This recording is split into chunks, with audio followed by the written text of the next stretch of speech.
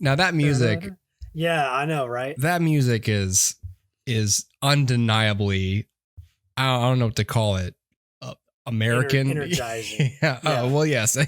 Yes. It's just like, so when the first trailer for Maverick dropped and I heard the music, I was like, because I had never seen Top Gun by the time they had trailers for Maverick. Yeah. Even I is sitting there and I was like, so they did like the little like piano soft rendition. Dung, dung, dung, dung, dung, dung, dung. I was like, I've never heard this music before, but I know that's the theme and I can tell that it's good because like I got chills and I was like, okay, that. Yep. And that's just because I know long-awaited sequel marketing so well that I knew that had to have something to do with it. Yeah. Yep. Well, yes. Welcome to the show. And Dustin, we're gonna talk today about a couple of movies, mostly the one movie I would probably say, but so we're gonna talk about Top Gun and Top Gun Maverick. Yeah. Movies which Maverick we both saw recently, and had you seen Top Gun before? Yeah, I saw it in middle school, but I hadn't seen it since. So I did rewatch it a couple weeks prior to watching Maverick, and I was surprised both at how much I remembered and how much I didn't. Yeah, I had not seen Top Gun before. I saw it for the first time, 3-4 weeks ago, like the week before I saw Maverick, and so I had grown up around just mostly hearing about what you hear about Top Gun, like the homoerotic volleyball scene. Sure. Well, I say so-called homoerotic. It's just a bunch of people playing volleyball, but a bunch of dudes playing volleyball with no shirts, which you're on a beach and it's hot. Right. You're not going to wear a shirt, are you? They're high-fiving each other. There's a lot of physical touching, which I think is why it gets that reputation. But they're just playing volleyball. They're just playing volleyball. There's no subtext. Ain't no subtext. Ain't no subtext. Don't worry about it. Don't worry about it. What happens at Top Gun stays at Top Gun.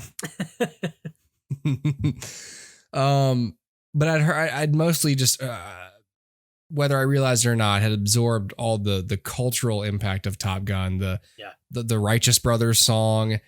Yeah. I have having joked around with that song with coworkers before, not realizing it was from this film. Yep. Volleyball,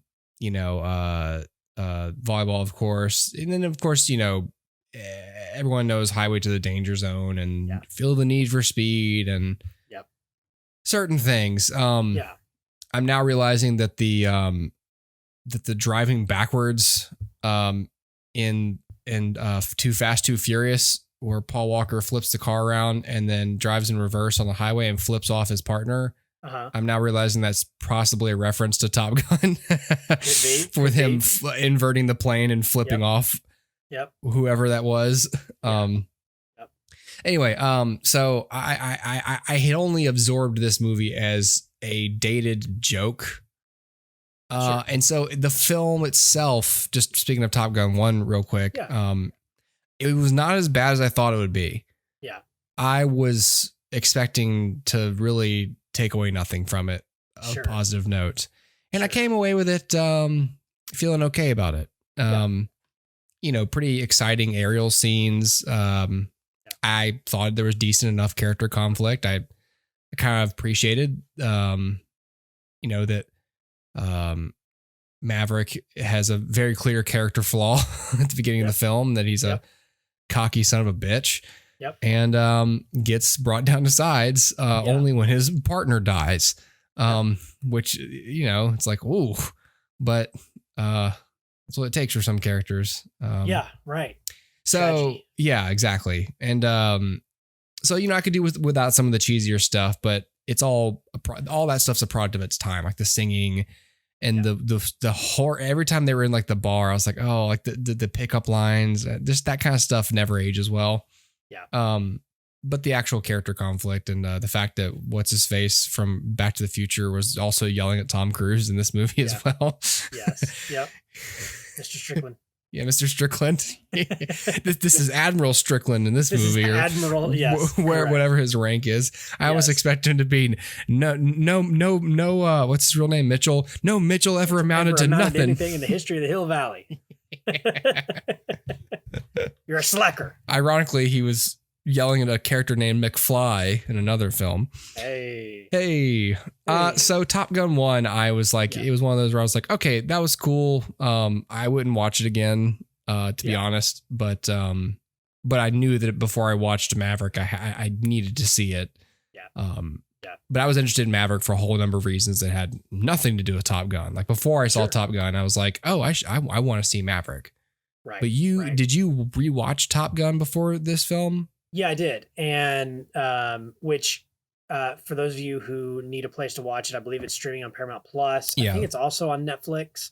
It was on Netflix. I think it left at the end of May, but it's on other like I think it's on Amazon as well. Okay. It's just not on Netflix. The license expired. Yeah, it's accessible. And at this point, like, I think you've already kind of made up your mind. You're either gonna see Top Gun, or you have already seen Top Gun, or you're probably not going to. Because this is coming out the week, it's gonna be the fourth weekend coming up. Fourth week, yeah. Okay. So it's like if you haven't seen Top Gun, the original, by now, you're probably not interested in seeing it. But the truth is, like, I love Top Gun. I thought I was a little bit afraid to rewatch it because I thought, okay, this isn't going to hold up. Like, I remember it being okay. I remember, and I thought, this is just going to be cheesy and awful and dated. and I watched it, and I liked it better than I did when I was in middle school. Like, I really enjoyed this. And I thought the Top Gun was definitely a product of its time. Sure. Yeah. I'll give you that. But I think it's a solid story, and it's fun, which is maybe the most important part of it. And there's actually some genuine, like, moments in there where it's like, oh, that's, I can see the emotion in that. Even if I don't 100% feel it, I definitely see what they're going for, and I can see the emotion. And that's appreciated. And so, yeah, I enjoy Top Gun, for its performances, for all the 80s cheese, and yeah, I do like it. I think that ultimately it's not a super strong film, but it is a lot of fun. And so, like, if you nitpicked and said, okay, Dustin, like, what do you not like about it? Why is it, like, I'd give it 4 stars. So why do you only give it 4 stars? Well, I think that some of the direction is a little bit lackluster, specifically with some of the aerial scenes. It's a little difficult to follow sometimes what's actually happening. And that's probably not any fault of Tony Scott, but maybe a limitation of the filmmaking of that day, filming something that had never been filmed like that before. So it's like, we got to figure it out and all that kind of stuff. But this isn't a review of Top Gun, so I won't go on and on about it. But I do like Top Gun, and I think that it is an 80s movie that deserves to have stuck around a little bit, but it is not perfect. And your mileage will vary depending on your tolerance for 80s outdated cheese. Yeah, exactly. And it's got plenty of it. So, yes. Take my breath away. Yeah. For the love scene. And it's like, okay, all right, I got you. But that's, your mileage will vary. But for me, I really liked it. And yes, it's a product of its time, but I kind of like that about it. How much Tom Cruise tongue can you tolerate? That was too much. I'll tell you that much. That's too much. I think probably he looked at that scene and said, I got to use less tongue next time I do this. I'm not a screen kiss make out coach, but if I were, I would have been like, stop, hold on.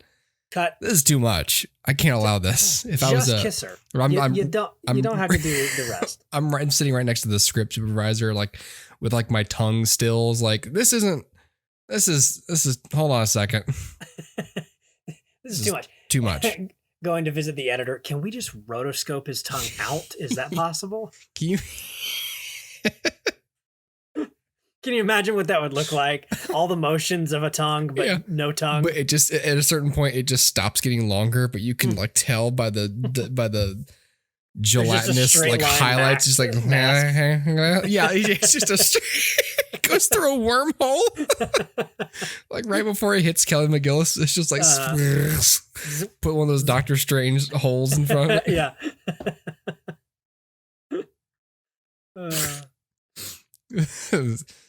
All right. But Top Gun is great. All right. So then we get to this evening's film, Top Gun Maverick, which again, if you're listening to this, I'm hoping you've probably already seen it. And at this point, you want to just hear our thoughts. But I will, in case you haven't, and you're on the fence, if we have a listener base who is chronically on the fence weeks later, right? Then I will say, I don't know whether to see this. You should go see it. You should go see it in theaters. I'm really, really glad I went and saw this in theaters. I almost didn't see it because I have shockingly low theater funds this summer, and I only had money to go see. What is wrong? To go, I don't know. I think I'm dying. Money's. Yeah. I think I only had money to see Thor in July. And so I wasn't going to be able to see this. And I was like really bummed about it because I knew I was like, I'm going to miss out on an experience. Yeah. And then my mom asked me if you and I were going to review Top Gun. And I said, probably at some point. And she was like, I want to go see it. What if I pay for the tickets? And I was like, okay. So we went out to my spot, the Nexus, which their final show showing it was the second weekend Sunday. Okay. Which was the last night they were going to have it before they had to turn the theaters over for Jurassic World.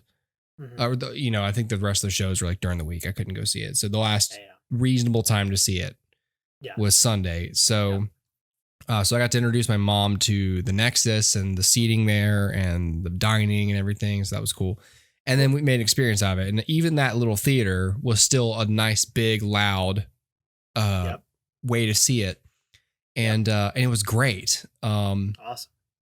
Having just being enveloped by that much footage inside a cockpit and just all the sound and motion, and it was great. It was tremendous. It was awesome. An amazing experience. It's so epic in scope, story-wise enough to orient me in the narrative, structurally, enough surprises, I think, to keep me guessing. I was breaking down that thought to my mom, and I was like, as we talk about on the show all the time on the show about structure, the reason people like structure is different from plot telegraphing. If you know every single thing that's going to happen, then your movie is too by the numbers and boring. It's predictable. But if it has structure, you can't tell what's going to happen next, but you're headed for a feeling of some kind. You know that you're about to, at the midpoint, you're probably going to hit a setback at some point, but you don't know, like, is the setback a character dying? Is the setback the budget gets cut? Is the setback the plane, doesn't work or something, whatever. Right. So this film has structure, but it is not predictable in that sense. And I just think that the biggest selling point for seeing this in the theater or seeing it at all is the amazing aerial filmmaking that they did. And we'll talk more about that to a degree. But if I were to give it a rating, I think I didn't write anything down. I'd probably give it like 4.5. Like, I just thought it was not only just a really great theater experience, but just as a film, just in general, it's like, again, like story. I almost want to knock stars down when there's not story there, but story is grading on a scale for me. If your story is simple, that doesn't mean your movie's going to get less stars for me. It just means you took less risks with story. Yeah. Maybe your film didn't need it, but you took less risks, so there's less chance of you fucking something up and making your movie worse. So I'm fine with a simple story and really, really great filmmaking. Yeah. Overall. So I'd go 4.5 for Maverick. Awesome. Yeah, for me, like in terms of structure, I agree. Is the thing about structure, and I was having this conversation recently. Structure is familiar, and that it helps us easily digest a story. It doesn't necessarily mean that the story is predictable or whatever, but it does help us digest it, and because we're so intimately familiar with the structure, even if we don't know it, and even if we've never studied screenwriting, I think we've all seen enough movies to kind of know how this goes. And so the structure helps us digest easily what we're seeing on screen. And if you lose the structure completely, it can be hard to follow. So this film has structure. This film has great filmmaking, like you mentioned, the aerial photography. The I know there was visual effects in this film, and I know that there were green screens and all of that good stuff. There's notably less of it, like almost none of it. And I love how real this feels. Everything feels tangible. Everything feels practical. Everything feels doable. And that to me is one of the biggest selling points for this. And as I mentioned, the Tony Scott original is a little difficult to follow in terms of the aerial photography, and just the action, in general. This Joseph Kosinski directed this, I think, very well, so that it's always clear what's happening, and that becomes very important, especially later in the story, Yeah. that we know exactly where things are happening and who they're happening to and around, and that's super important. And so they nailed it, and it's great. As far as performances go, this is one of Tom Cruise's best in recent memory, maybe Yeah. best overall. Like this is a really great performance from him, and really from the cast in general. We can talk more about that in a minute if we want to, but for me, the main thing that I wanted to kind of harp on is, um, I was genuinely invested in this movie in a way that I have not been genuinely invested in a story in a very long time. I have not been to the theater. Like I was saying this the other day, after this film. I'm so tired of going to the theaters and like check. Whoa. I'm dying. That was those theater gods are like, stop it, Dustin. Stop it. Stop whatever you're about to say. You just talk about us like that, you Dustin. Can't talk anymore. Don't you do it. You're like,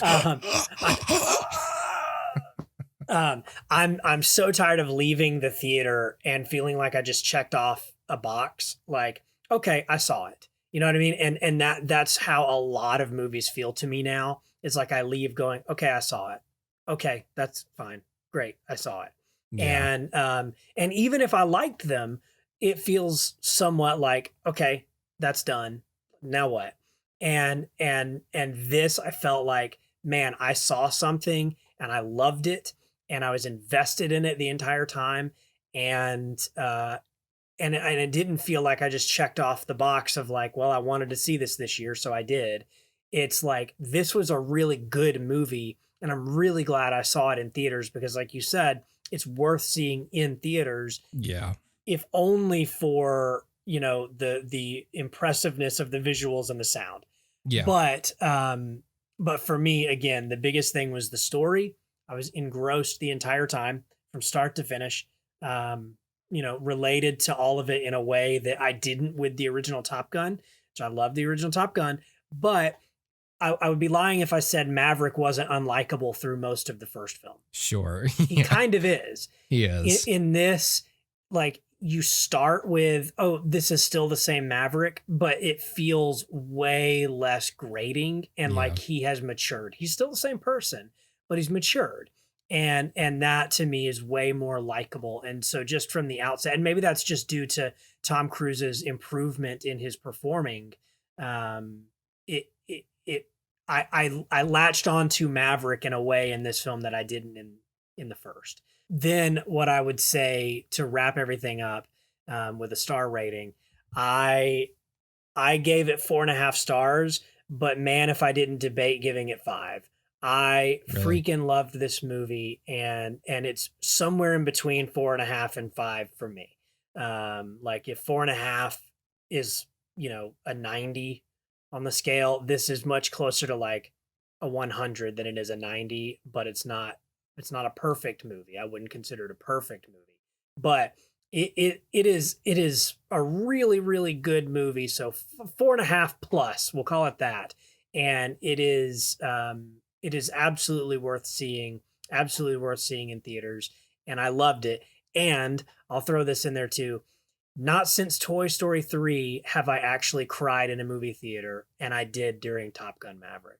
Ooh. So I loved this movie and was absolutely enamored with it, and I will buy it on 4K and I will watch it 800,000 times.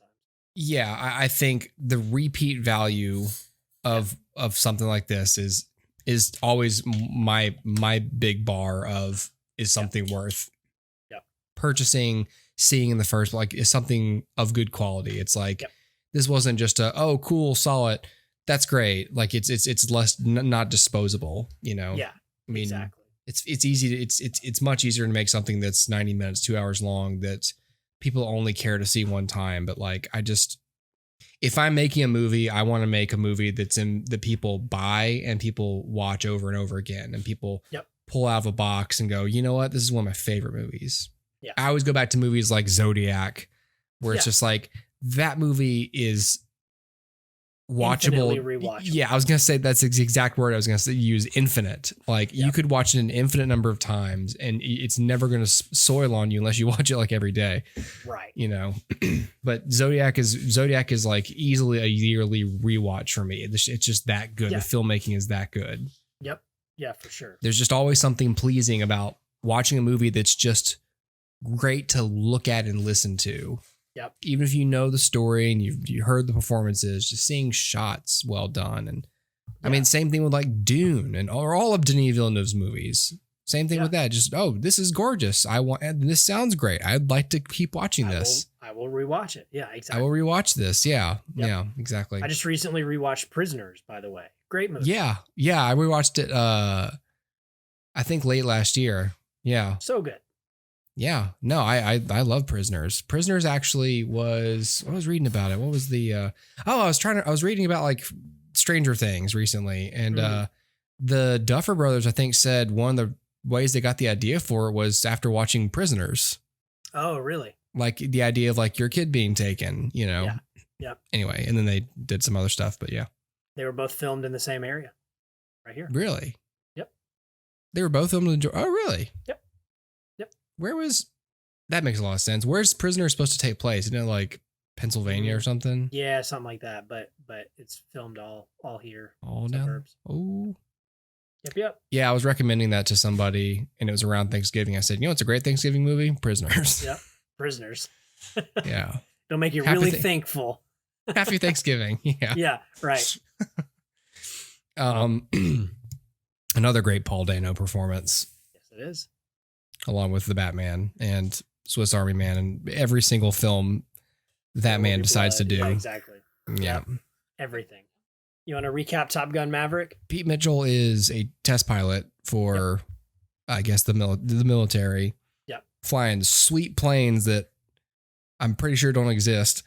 I don't know, man. I think they do. I don't know. They Good look Lord. Cool. It looks cool.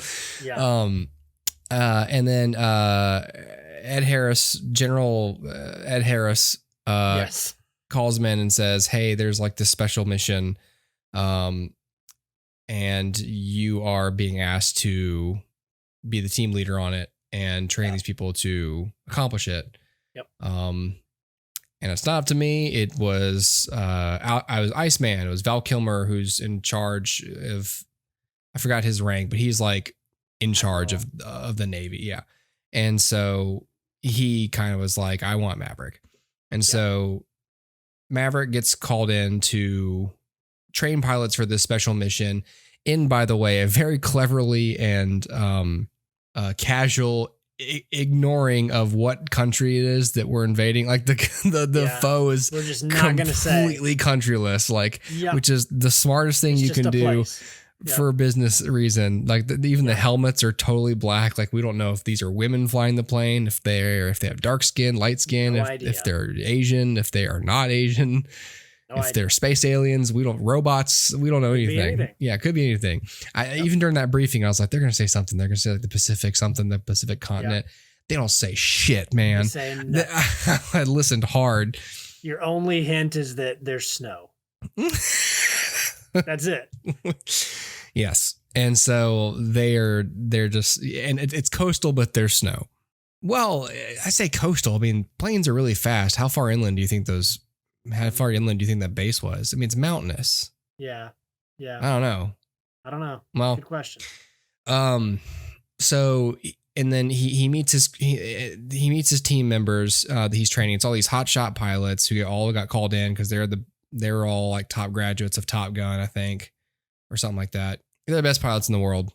Yep. One of them is Goose's son, his old partner's son, his partner who was killed in Top Gun. And he has, some history with that kid going into this mission, namely that he, in a bid to protect him flying, pulled his application to flight school and set his career back several years by doing so. So that kid's Miles Teller has a chip on his shoulder for that, which was admittedly a not cool thing for him to have done. Not a great thing. Like he tells Jennifer Connelly that he's like, they're like in bed and they're post coital, and he's like, yeah, I pulled his flight school application. And she has like this look on her face, and I was very surprised because she says like, why did you do that? Yeah. I expect her to go, what the fuck? What is wrong with you? Why would you do that? Yeah. You just set a man back years. You're an asshole. Right. She had this look on her face, and I was like, she's going to be nice. But what she's really saying is, how dare you? Oh my God. It's so not cool. Right. Yeah. Yep. Yeah. Even in the theater, I was like, oh shit. Yep. when he told the other pilot that. Anyway, so the mission's super hard, and it's damn near impossible because of all the G forces you have to endure to do it, and how fast and low you have to fly. It's an impossible mission because of how cinematic it is. And but because Tom Cruise loves impossible missions. Yeah. And so he's training them, and they have like 3 weeks and then like 2 weeks to actually like learn everything and get over their tension, and for him to actually whip these people into shape, and for them to, kind of embrace the think, don't feel philosophy of Pete Mitchell. And then I think he ends up being the team leader himself, and then so actually flies the mission. And that's it. Some spoilers, but yeah, I mean that's the plot. I don't know where you wanted to go, but I will say this: like every beat that involved flying was great, from like the character building stuff and like the first couple of sequences where they're just feeling each other out, and they're learning what a great pilot he is, and he's kind of trying to test, like he says, my job is to find your limits, and I'm gonna move them. To the actual, like, all right, we're going to simulate the course now. We need to get up to speed. And so you're putting pressure on these characters. And then like when John Hamm is like, yeah, we're pulling you from the thing because it can't be done, and I need to train them, and you're compromised because you're in grief or whatever. Yeah. And then when he comes in unauthorized and flies the course in time, that was cinema, man. That was like, that was cool. Like just that whole flip it over and turn the thrusters on, his little Tom Cruise furrowed brow. I you don't see that. Like this is what you see, and you're just oh yeah, that's Tom. Exactly. I could tell I'm looking at Tom Cruise just crinkling that face. I love it. I love it. This movie is why people love Tom Cruise. And it's why people love like action movies. It's why people love movies. It's got literally everything. One of the things that I loved was Tom Cruise exhibits pretty much every emotion there is to exhibit in this film. And like, he's happy, he's laughing, He's sad, he's anxious, he's mad, he's everything in this film. And how long has it been? It just feels like it's been forever since we've seen a character do all of those things in one film. Yeah. And it just felt to me like, man, this is what life is. It's like one minute you're grieving the loss of an old friend, and the next minute you're, rekindling a romance with somebody that you truly care about, and you're happy, right? Like, and those two things can exist scene to scene, because in real life they exist moment to moment. And that's such a beautiful thing that he's able to go through all of that on screen. And it's a testament to the writing that they knew what they had to do to push Maverick in a specific direction. And that's one of my favorite things, is that this film pushes Maverick. Like, I was so worried. We've seen so many legacy sequels come out. I'm looking at you, Star Wars, that creates the next generation of characters at the expense of the old characters. Mm-hmm. It's like either a strategic teardown, deconstruction of your childhood heroes to, by comparison, hope that you love the new characters, or it's just like the middle ground, which is like, well, we're not going to tear down the old characters, but we're not going to do anything with them either. Like, they're just going to be there, right? So what Maverick does, what Top Gun Maverick, I almost said Tom Cruise Maverick. That's pretty much what this film is. What Top Gun Maverick does that's so good is the film is Mavericks. The next generation of pilots, they matter, but not at the expense of Maverick or his story. And they certainly don't just use him as nostalgia to bring in, to like bait and switch you into seeing a new character, right? Like, this is Top Gun Maverick. And so this is Maverick's story, and everything revolves around him. And that's what I loved, because I guess I just kind of assumed at some point it was going to be like a passing of the torch, and like, okay, Miles Teller, you're the new face of this franchise. Right. And I don't even know if this is going to be a franchise. I hope it's not. I hope this is it. I don't think so. But that was my thought, was like, they're going to pass it on to, whoever, and Maverick will ride off in the sunset or die, or, be, I don't know, distraught and drunk and living on an island somewhere alone. Like, and drinking milk from an alien's boobs. Like, that's all, like, that's what I thought would happen here. And instead we actually, got like a true story about Maverick, and I loved that. And I loved, speaking of nostalgia, there's plenty here that's nostalgic. There's literal clips from the original Top Gun. There's photos on the walls of Top Gun. And there are characters from Top Gun that show up here, most notably, because we're in spoilers, although I don't really think it's a spoiler, Val Kilmer. Which, I had long hoped Val Kilmer would be a part of this. I just didn't know how they could do it. Yeah. And I think they did it in the best way possible.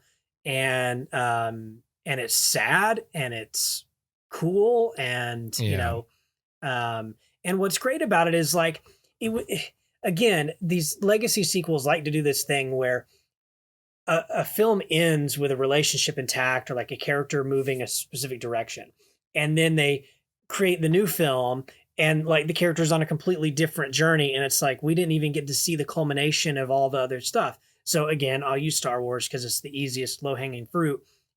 We leave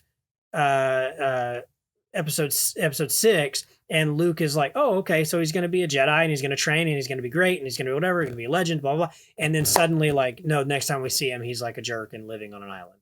And so you don't get to see the culmination of he doesn't begin in the place where he ended, which sucks.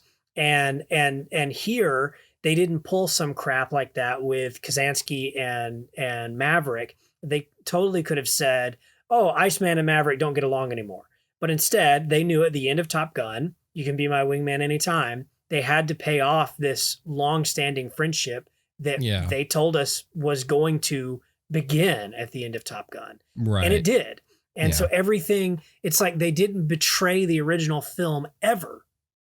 And that was so surprising to me. Maybe it's because my cynical mind, but they did not betray the original film. And I loved that about it. They built on the original film. And that's what a good sequel does. That's why like The Godfather Part 2 works, because it builds on The Godfather Part 1 and takes it into a new place, and why some people think 2 is better than 1. In this case, I certainly think Top Gun Maverick is better than Top Gun. And it's because it takes everything that was great about Top Gun, builds on it, and pays it all off, so that by the end you're emotional simply because this is the culmination of a story that started so many years ago. And to that end, it's not nostalgia bait. It's just simply building on a story that exists, that, yeah, you grew up with or whatever, or existed, a specific time and place in the 80s. But it's not nostalgia bait. It is building on a story that may be nostalgic for some. Yeah. And I love that.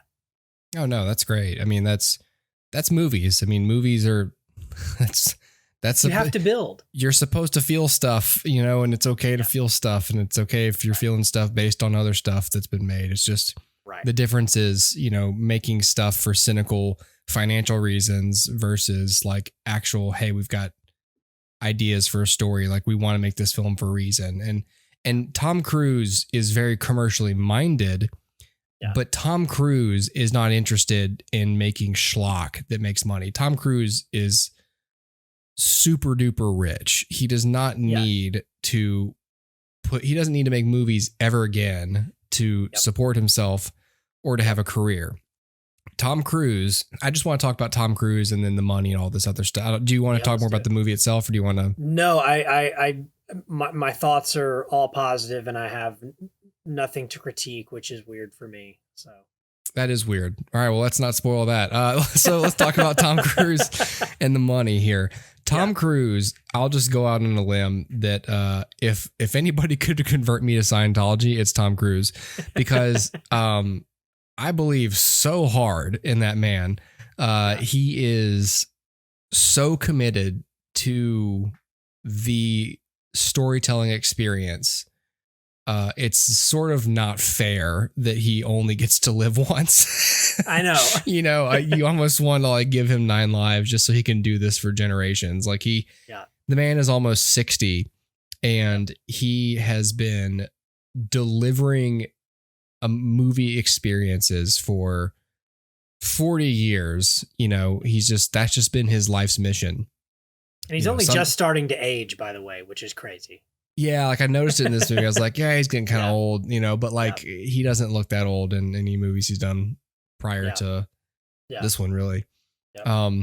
But like, so he pops on the screen before the movie and he's just like, hey, thanks for coming to a theater to see this. And I remember thinking like, oof, you're looking old, buddy. Like, I know. He looked really old in that chair.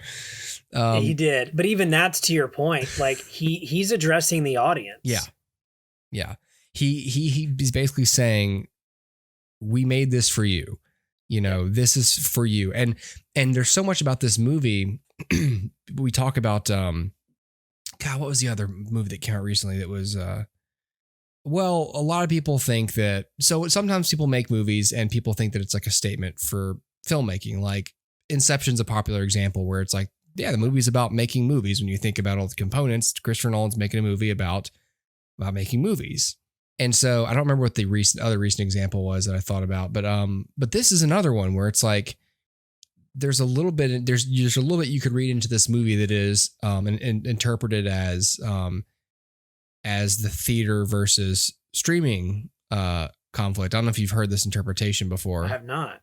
And Ed Harris is like, your kind is a dying breed, Maverick. Like, you'll be shuffled off to the whatever, the cornfield soon, whatever he says. Yeah. And Tom Cruise says, maybe, sir, but not today. And some people consider that a statement on theatrically released films, in the midst of like COVID and everything.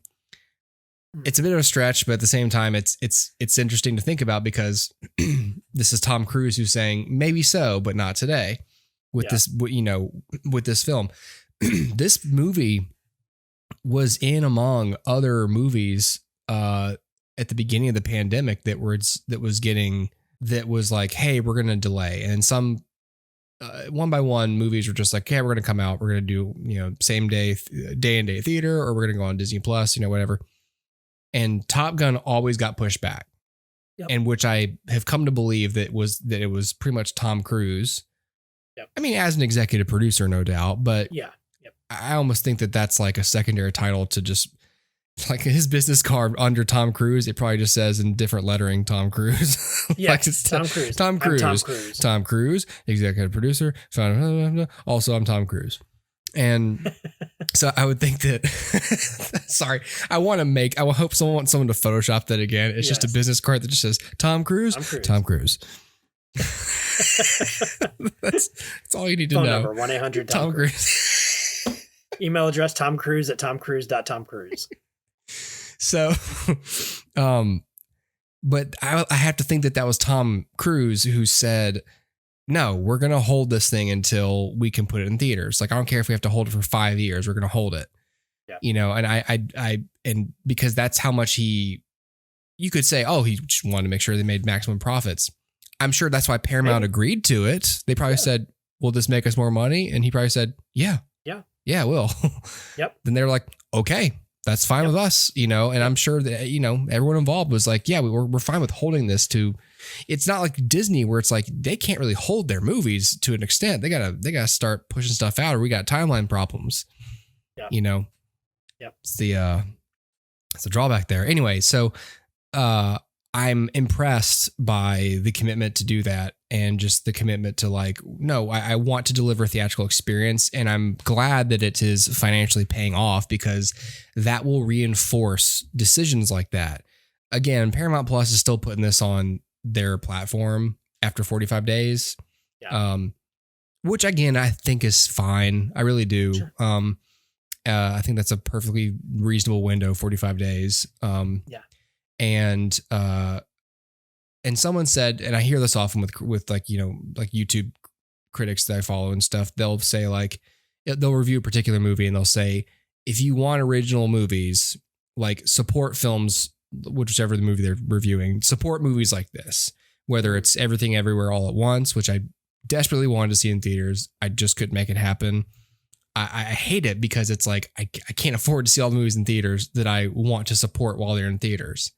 Yeah. It sucks. And so this one critic was like, Top Gun Maverick is one of those movies. Like, yeah, it's technically a franchise movie and it's based on existing IP, but for everything else it has going for it, it's one of those movies that deserves your support in theaters because the type of movie that it is a type of movie that they don't make anymore. Yep. And it deserves your support. So I was glad that we were going to see this because that's just another, and it's paying off. I think I read that it's the second highest grossing film of 2022, although the chart I'm looking at has it as third behind the Batman. So I don't know. I'm reading that it has made, 783. Okay, maybe the chart is just stupid because the dollar amounts are different here. Oh, it just changed right in front of me. What the fuck? I opened this before the show and it's like they heard me. It changed. Okay, so Top Gun Maverick is the second highest grossing because it has made worldwide $783 million. That's what I'm showing on Wikipedia anyway. Yeah, looking at the domestic gross on Box Office Mojo, it is the number one film of the year. It has made more domestically than Doctor Strange. Wow. That's saying something, man. That's a statement. It really is. Yeah. Yep. And that's without, and internationally, Doctor Strange is number one, but Doctor Strange got released in China, I believe, did it not? Yes. Yep. So that's really the only reason then at this point that it's higher than Maverick is you've got the Chinese box office. Yeah. But yeah, you're right. Worldwide, it is number 3 behind Doctor Strange. So it's a statement not only for essentially original films. It's a statement not only for Tom Cruise's box office, appeal. It says a lot about the box office post-pandemic. Yep. And it says a lot about the box office the domestic box office and the non-Chinese box office. I hate to say it like that, but it's a pretty big deal for American movies.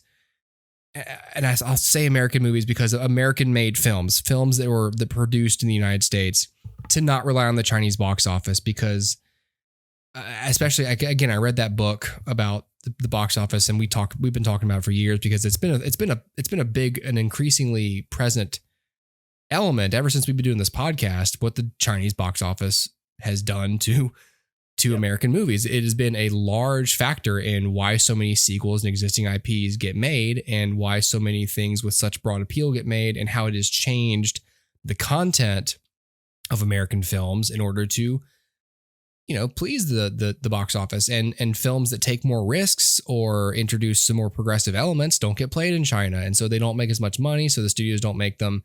And that's part of why you get so many watered down, broad, big blockbuster movies, because the studios are just trying to make money.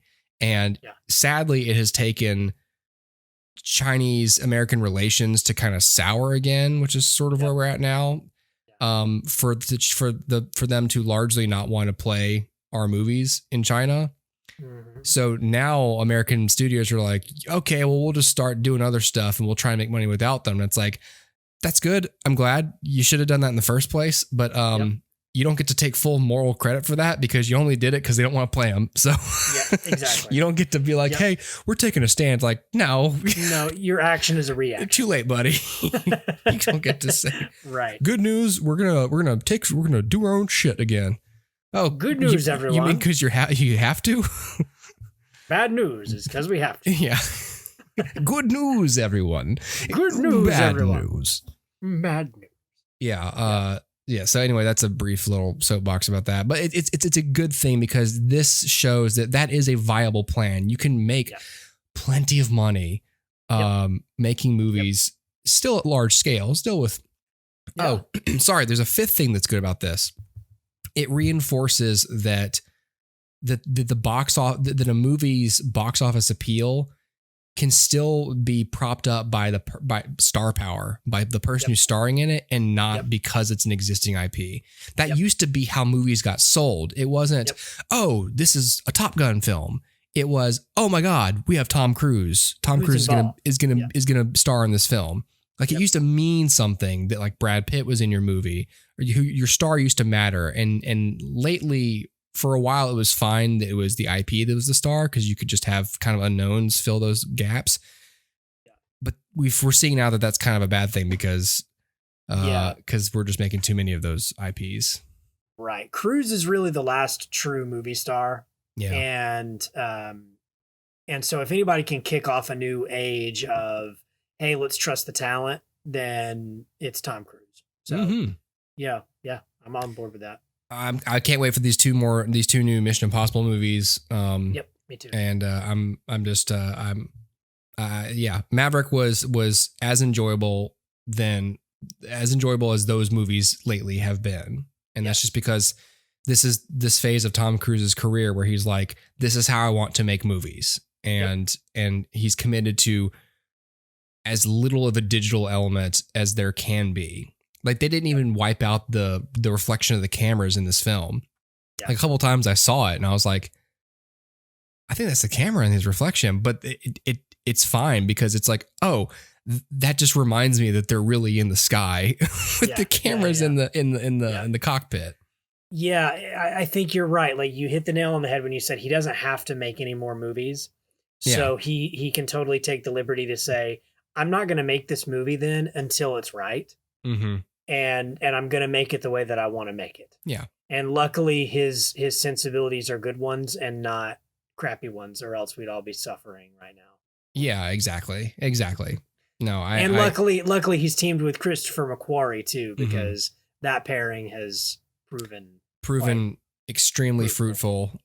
For movie going, and that was a good match, of course. And they met on Valkyrie, which is an amazing film. Such a great film. But even if it was the worst film ever made, I'd still be like, I'm so glad it exists, because these two people now make some of my favorite movies. Yeah, exactly. Yep. Yep, for sure. Okay. Well, that's Cool. Top Gun. That's Top Gun Maverick. Well, hello from the edit bay. Just quickly to tell you that there's no real outros on the show anymore because they're so hard to nail. So I will tell you that the next episode of the show is coming out soon because we took the week off and then we had more to talk about. So we recorded another review right after we did this one. So the next one will be out very soon. I don't want to spoil it for you though, so I'm not going to tell you what it is. But reassure yourselves, it'll be most delicious.